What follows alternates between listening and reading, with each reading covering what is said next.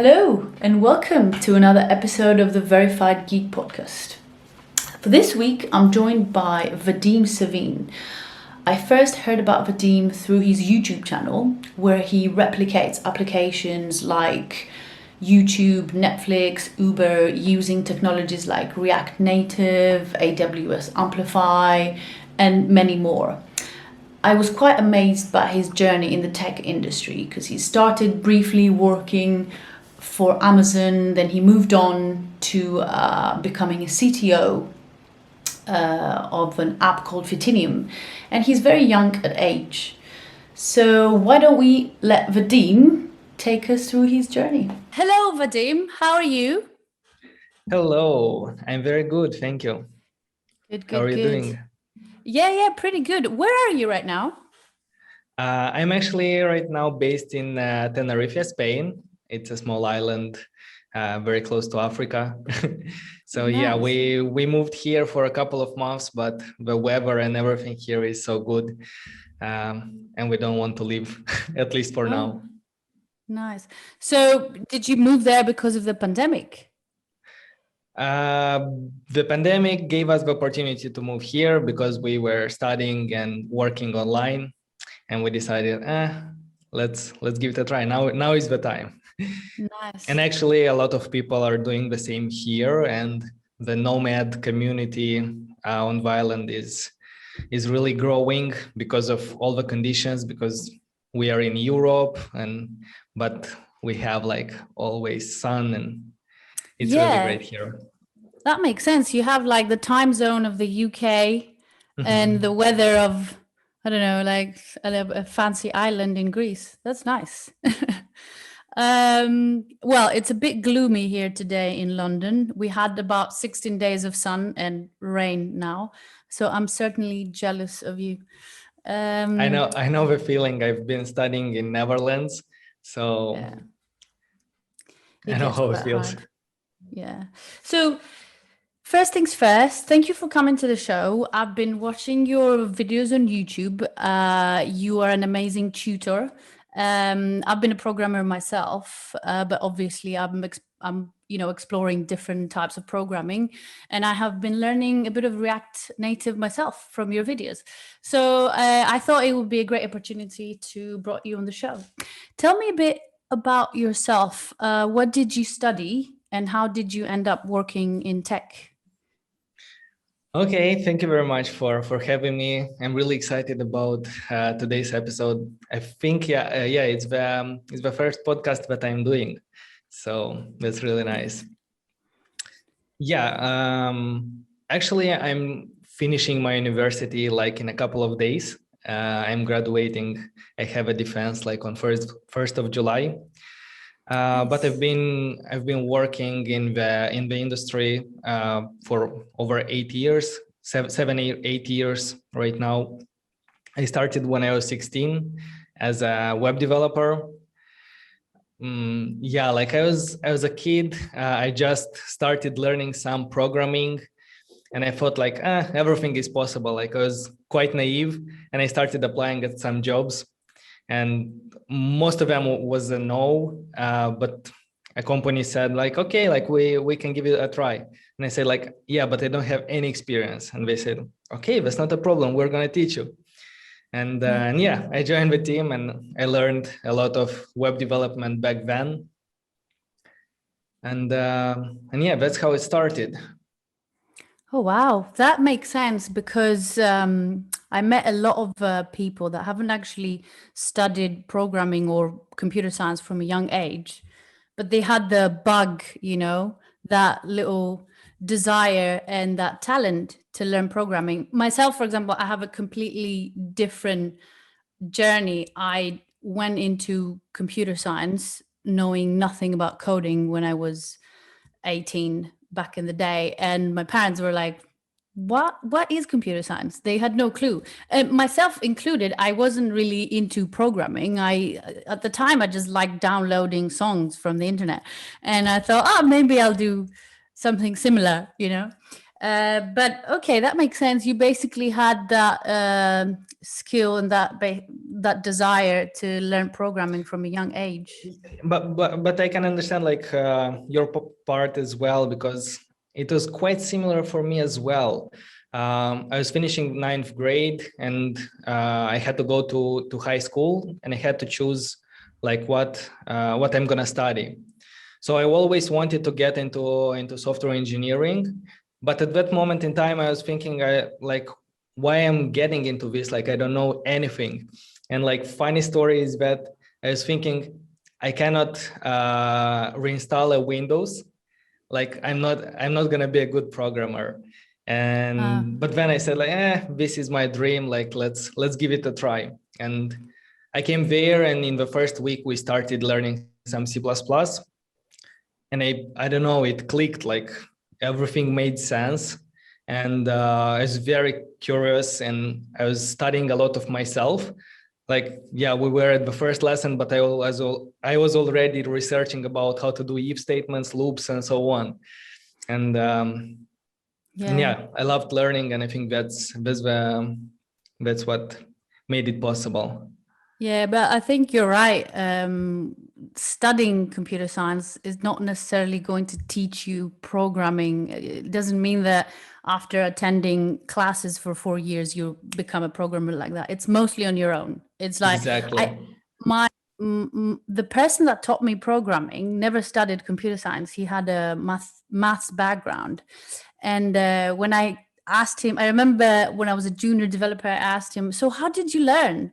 If you didn't study computer science, how did you learn? And he goes, with the keyboard, Yeah, meaning of that course. he just spent hours and hours in front of a computer trying to do it on his own, basically.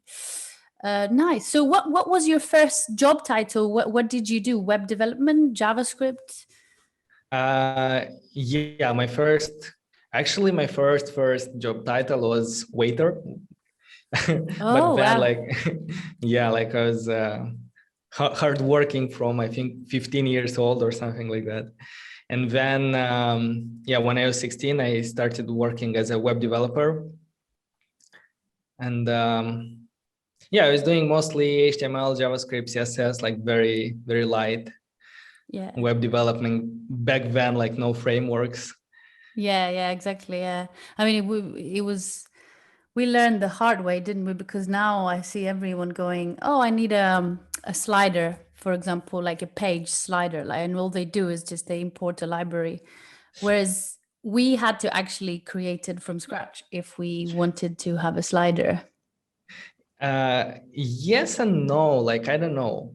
Nowadays, like, just because there are so many things ready to use, I think for beginners, it's harder to get started because they are overwhelmed of the choices and they never start doing it. Like, this paradox of new programmers that is always like this question, like, which is the best framework, React or Angular or Vue?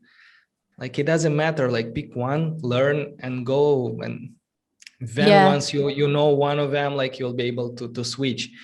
But yeah, I think that it's a bit harder right now, like with all the possibilities, just to pick what's best and to go all in into this.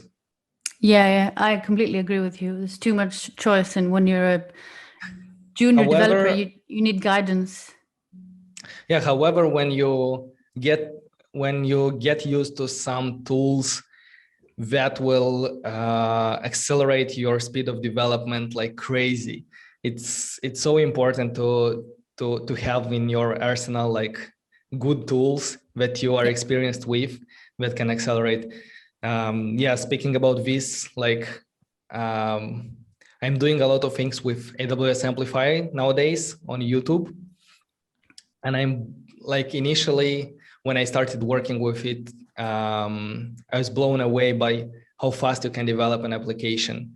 So the thing that took me probably 1 week implementing Apple authentication at my startup, with Amplify takes me like 1 hour. Just Amplify, add authentication, set up the token, and that's it. Everything else is done. So yeah, I think that it's important to know the tools and True. to never stop learning. That's the important stuff. Nice. Yeah, that's some good advice there.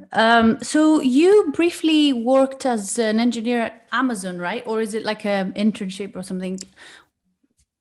Tell me a bit Yeah, about this experience. yeah. It was an internship. It was previous year when I was doing the third year at university. Nice. I worked there for half a year.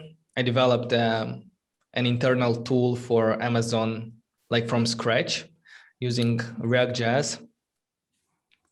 And yeah, it was a great experience. I met a lot of smart people.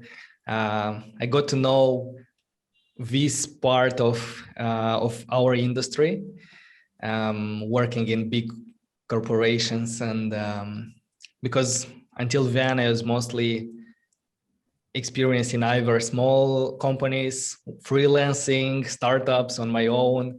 And then I decided, like, okay, now is the time, like with the internship, because I know that I don't want to get into corporate yet. I still want to do a lot of things on my own. And I said, like, I don't know, until 30, if nothing happens and nothing works, I'll get into corporate. But now it's not the time for me. So the internship was a great opportunity for me to see how the things are going there. But I really enjoy the experience.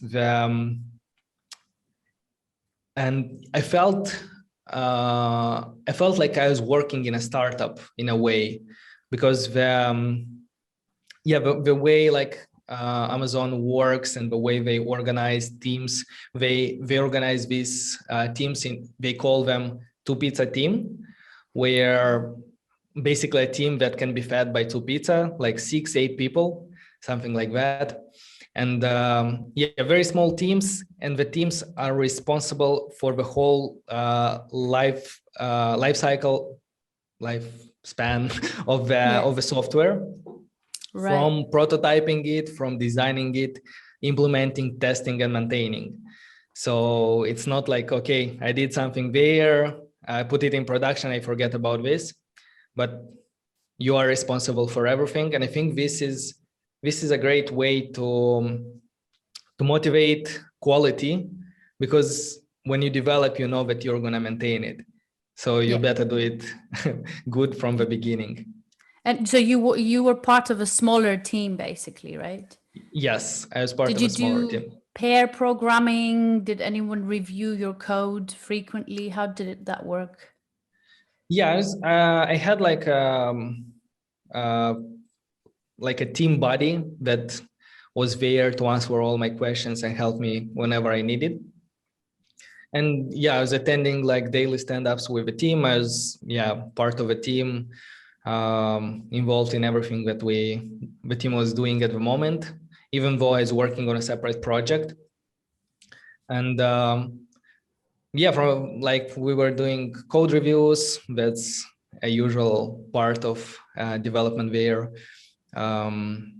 Meetings to analyze the prototypes, the documents, the designs, the high-level designs, and so on. Nice. I've read your CV on LinkedIn, and I realized we have a thing in common, because I also became a teaching assistant after I graduated from my master's degree. It was not a big deal. It's just my teacher said, "Do you want to come and teach for a while, like the basics of programming, basically?" I was wondering, did that give you the bug of like start teaching people on YouTube? How did the whole experience of starting the YouTube channel start? That actually contributed to starting the YouTube channel, but I had this fire in me to learn and to share my knowledge and to help my friends. Even from the times I started learning programming in high school, I remember like from the second year, I think, in high school, when I knew some C++, some algorithms, some data structures, I had this idea in mind, like to start a channel to explain these things, to share like my knowledge with my teammates, because I was always helping my friends, my classmates, and I thought that it was quite easy for me to explain them some hard concepts. I was trying to do that usually with examples, with like taking step by step, like drawing and so on, like to visualize how things work. And yeah, I think that we started there. And while I was a teacher assistant, I was teaching introduction to programming, then OOP, and some other courses there. And also most of the students, I was the second year and I was teaching first years. So most of the students were kind of my friends, like we knew each other from parties and so on. And after some time, they said like, there were some concepts that if I didn't explain to them, they would never understood them, specifically in OOP. They said like, it was much better like than the teacher's lessons. And I thought, maybe there is something. Maybe nice. I have a possibility to do it. Nice. Yeah, that makes sense. That makes sense. I guess you were basically making it a lot easier for them to understand stuff. And then you realized yourself, oh, maybe I can actually do this. So I've seen a few of your videos. It's amazing how you can go on and code for 5 hours without using the toilet. It's just, I find that incredible. The most I could go on is 12 hours. It was a live stream on my channel. Yeah, I had this idea in mind from the beginning when I was doing these live streams. Like, can I do a 12 hours live stream? No, I was thinking about 24 hours, but then I decided, hey, let's try with 12. Whoa, wow. 24 hours might be like an actual record. And but yeah, yeah, go on. Yeah, I'm used to this because I was attending a lot of hackathons where, I don't know, for example, we built a fully working prototype in a weekend at a hackathon, me with one of my friends. And at the demo day, like everyone came with a PowerPoint presentation, and we came like with a fully working application, but we let everyone join, and everyone was like, "Did you do it like in 2 days?" I said, "Yeah, we thought that's how it's supposed to be." Yeah, that makes sense, because it looks like you have a lot of experience, and it looks like you have experience in that, because you don't get tired easily. The people that are attending your live are like, wow, can you still go on? And you just, the more problems you encounter, the more it gives you the challenge to work harder, which does make sense. If you attend a lot of hackathons, that's basically what you do. You have the drive to work harder and harder and harder every time you see a problem. So yeah, I've certainly seen that on your channel. So I'm curious, do you build the app from scratch at the beginning, and then when you start the live, do you know exactly how to move around the app, or do you just go blindly and just start developing? I don't go blindly, but I don't build everything beforehand. So basically, before I start the live stream, I would sketch some features that I think that might cause some problems. I don't know, like some simple UI, I'm not gonna bother because I'm gonna do that during live stream. And I saw that this is much more engaging for users when I gradually build a UI feature. Like, okay, let's add radius. Okay, let's add shadow. Okay, this is too much. Like this is much more engaging than if I'd have everything on the second monitor and just copy paste the code, and they'll think like, where do you get this from? Like, how do you get there? On the other hand, like features that Yeah, but they're more complicated. I don't know, some managing some files, some uploads with backend, stuff like that. A new library that I might introduce, like working with maps, with some interesting features. I sketch them in my head, and then I try I try them beforehand, and then I go into the live stream. Right, that makes sense. That makes sense. But yeah, it looks like you don't do like massive preparation. And I really like the fact that, yeah, you think, oh, shall I add a little bit of the shadow here? Shall I move this button there? And you engage with your audience as well. And oh, and the other thing I really like is that how you stop every, I don't know, 20 minutes and you read the comments and you basically acknowledge everyone. It's crazy. Every single person that writes a comment, you're like, yeah, yeah, sure, we'll do that. We'll do this. Yeah, I really like that. So are you following any other programmers on YouTube that you basically got ideas from? Or because I know a few, but yeah, you're the most successful one in terms of in my head, because I want to learn React Native. But do you follow any other programmers? I used to follow a lot of them when I was learning. I had some periods in my life, like when I was learning web development. I remember I started learning from the new Boston. If you know the channel, it's an old channel. No. He was doing a lot of tutorials. Nowadays, I don't know, less programming content. I follow some channels. For example, there is William Candelian doing a lot of cool animations in React Native. Yeah. Yeah, Yeah, that's good. That's good. Two is enough, I guess. I sometimes find myself watching way too many YouTube videos and I'm like, okay, now I have to work. Like I need to, I need to stop. Yeah. So this is because yeah. when I learn something, I would rather just start implementing the thing that I'm learning in a project, and I'm just gonna go through documentations or just trial and error until it works, and then that's easier for me to learn. For example, right now I'm learning notJust. So I'm building our new platform, notJust development, notJust.dev. And and I learned Next.js while building this application, and I didn't watch like any tutorials, mostly like for documentation, looking how it works and trying things on my own, messing around and then Googling. That's how it works for me. Yeah, I guess, yeah, I agree with you. Tutorials is not enough, obviously. You have to go through documentation, best practices.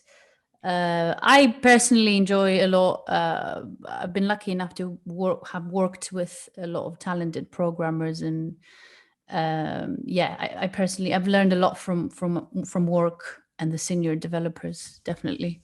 So you're also a CTO for an app that's called Fitinium, right? Fitinium, sí. Fitinium.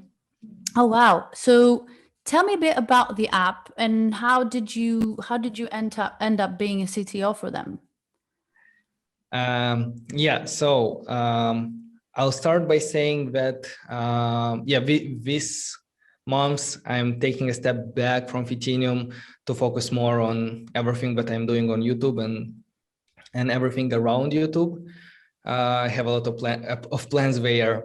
But how I joined the team, it happened during an event, a networking event in Amsterdam. I attended and I met the co-founders of Fitinium, and we discussed. I really liked the idea, and we decided. At the time, I was doing freelancing, so I decided to do some work for them as a freelancer. And I think after a couple of months, they said like, "Do you want to join the team as a CTO?" And yeah, I really enjoyed like the product. I really enjoyed the team working with them. I knew that they understand like how to properly run a startup.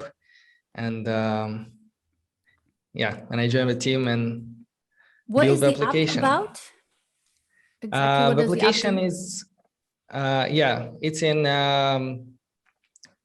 do you know Strava? Yeah, of course. I use Strava. Yeah. Strava is like a application to track running and cycling. Swimming, cycling. Yeah. Yeah. And they have like this social network aspect of it. It's not just a tracker. So basically, we're doing something similar for people that are training at the gym. So people that are doing powerlifting, strength and so on. Because yeah, like even myself, a lot of times I would just want to see my form from the side. I would record a video. I'd want to record a personal record when I do one, and everything like is either in my phone or other people might share it on Instagram. But that's not the best platform for this kind of content. So we decided to give a people a platform for this that will build a community around strength athletes. And yeah, we're providing way more features than just sharing like these videos. Like we provide training programs, coaches, tracking your routines, tracking your progress, yeah, competing in challenges. Games. Oh, nice. In challenges, yeah. So, and it has that social networking aspect of where you can post a photo and have comments and stuff underneath. Yeah, it's usually not photos. It's usually videos of performances, like some personal records. Yeah, Oh, people nice. training And at that's the all gym. in That's React very Native. motivational, motivating. Like when you're training and when you see other people training, like okay, let's go. I'm not alone. Yeah, that's true. That's true. Is it mostly in React Native? Yes, the mobile application is React Native. We have other like supporting applications like Dashboard, which is in React.js, and other parts, but the main part is React Native. Nice. That's really good. So, are you currently working from home for them, or do they have offices? No, I'm working from home, and probably I've always been working from home. The only time that I worked in office was 2 weeks when I was doing my internship at Amazon. Okay. And one Thursday, I come at work. I open my email. I see that nobody's in the office. I open my email, and they say like, "Okay, everyone working from home, COVID." Yeah, And that's crazy, okay. isn't it? And yeah, we went to work from home for 2 weeks, but it lasted a lot of time. So As we all know. from your experience working in the office at Amazon and then working from home now, which one do you think you prefer? Would you go back to the old ways of working, or would you prefer to just work from home?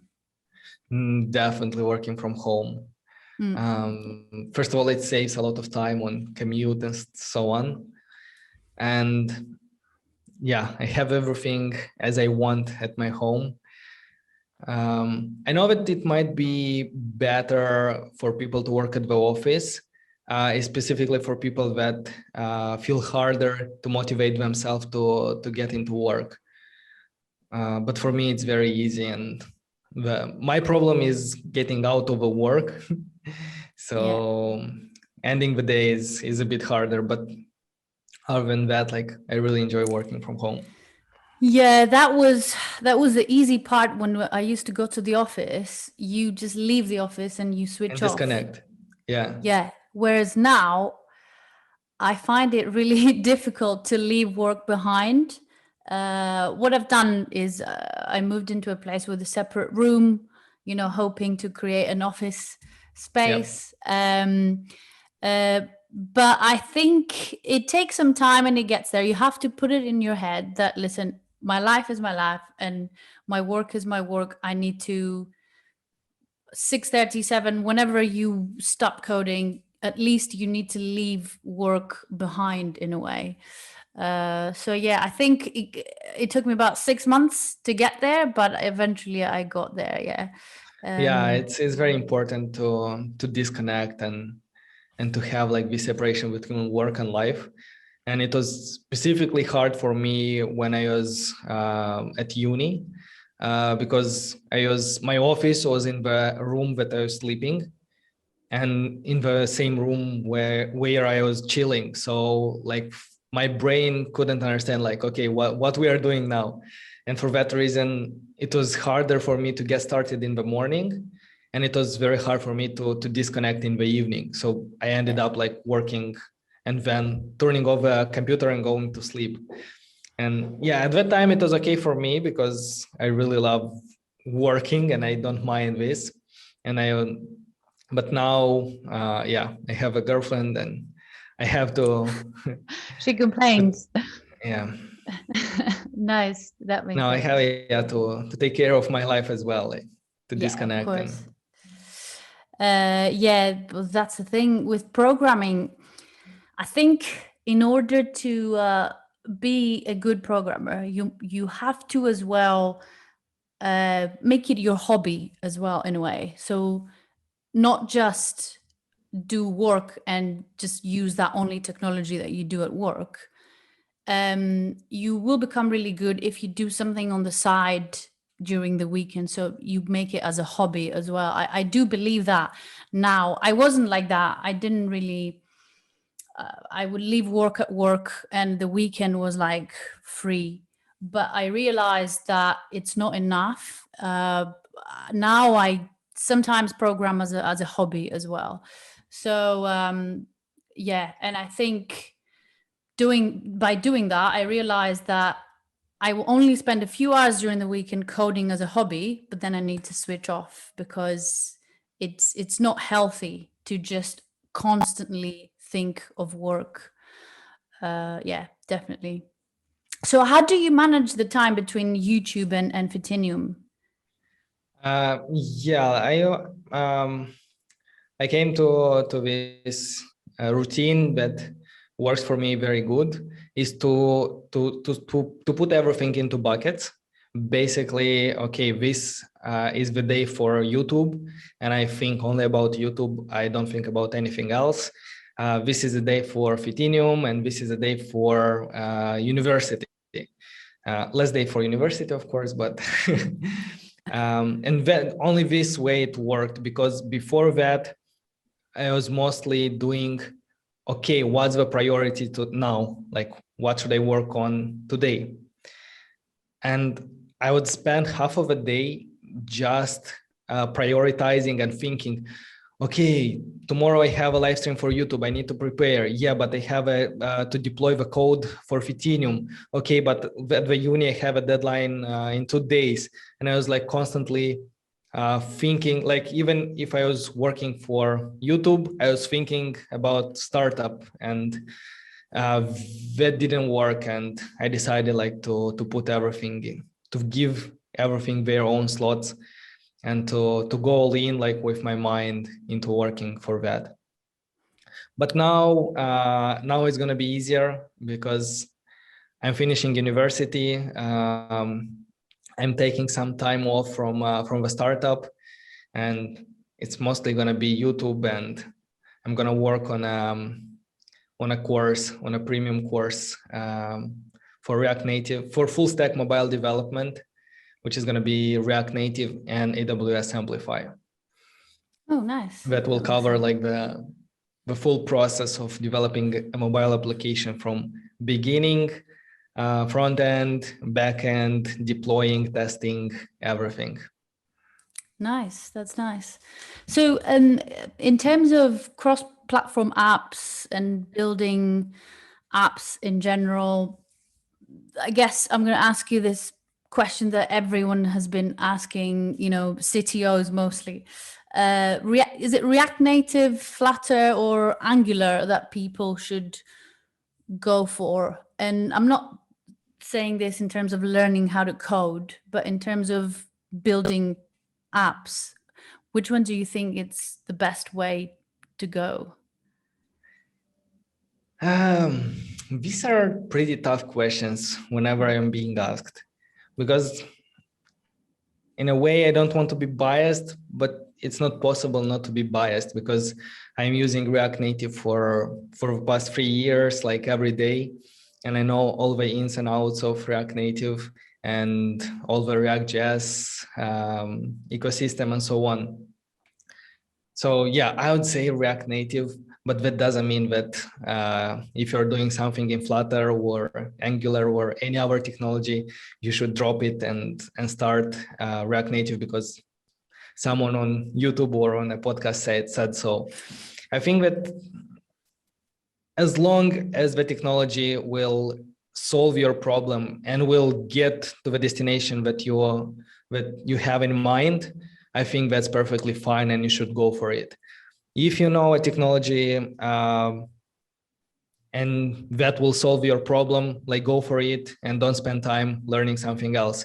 And yeah, after it works, like you can decide later. Yeah, that makes sense.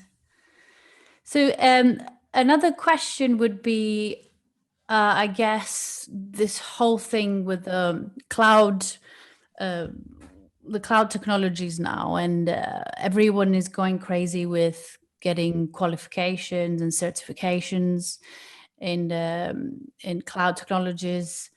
Let's say if you had to choose it from between like AWS, Azure, and GCP, which one? I mean, you obviously use a lot of AWS, but what do you think about the rest of the options out there? And do you have experience with them?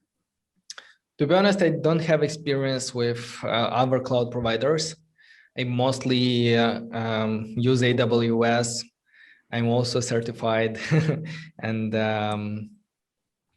yeah, like they provide so many services in a way that's a bit overwhelming. And I understand some people that feel intimidated by AWS.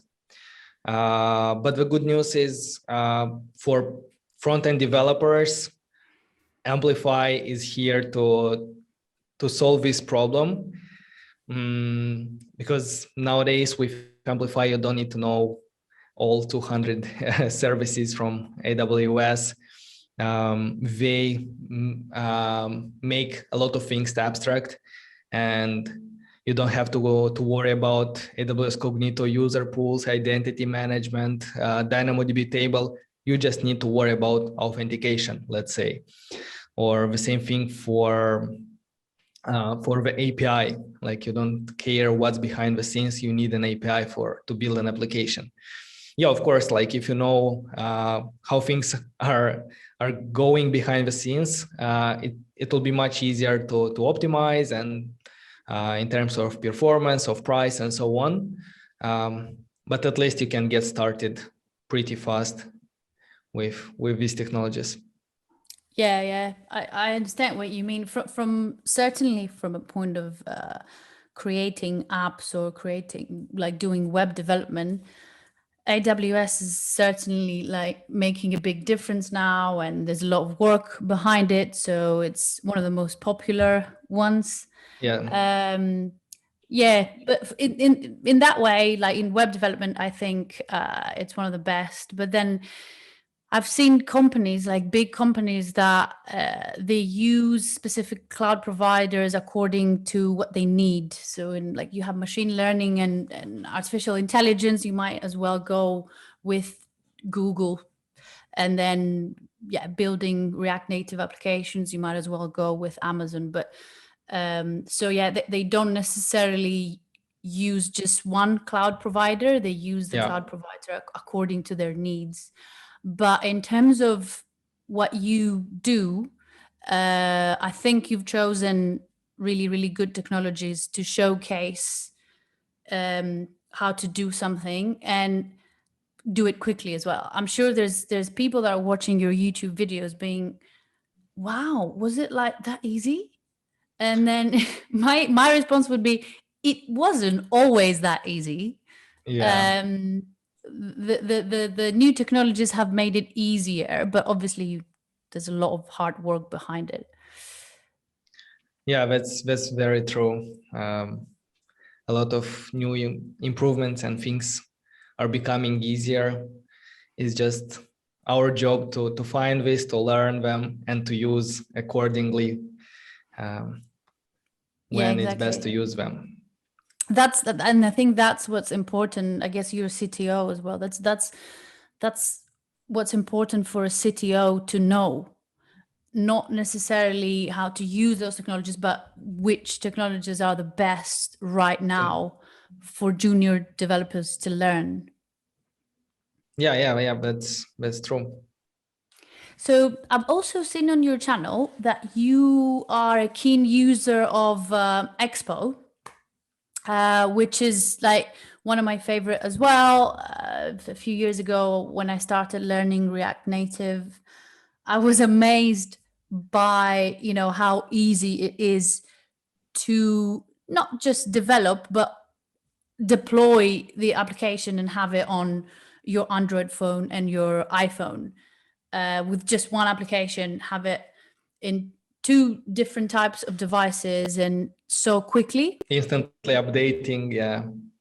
Yeah, it was amazing. My first experience with Expo, I was wowed by it until I was making an application for a friend, basically, until my friend said, we're gonna need in-app purchases, and that was quite a while ago. And that's when I had to basically eject and but yeah, that was the approach I took, because, you know, it started as a simple app and it moved on to being slightly more complex. But I'm really curious to know, what's your opinion? Is it okay for someone to go straight with React Native, not using Expo, because they know that the application will eventually become complex? Or do you think it's better to just start with Expo, do everything like the main part of the application, not have all of these folders that will confuse you, and then eject and continue? Which one do you think is the best approach? Yeah, first of all, you mentioned how easy it is with Expo, like to develop and to deploy, but also very important part about Expo and why I'm using so often on the channel is how easy it is to get started, how easy it is to set up your environment. Like you don't have to set up like the Android SDK, the Xcode, and so on.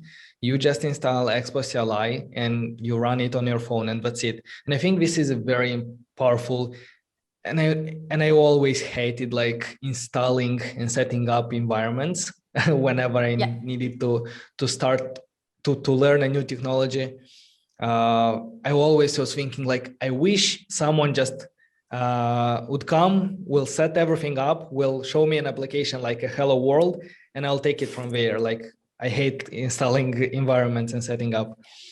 And Expo makes this super easy. So I think that this is a very powerful for beginners. And yeah, that's why I'm using a lot on YouTube, because anyone who just, oh, what's React Native? Let me check. Okay, let's give it a try.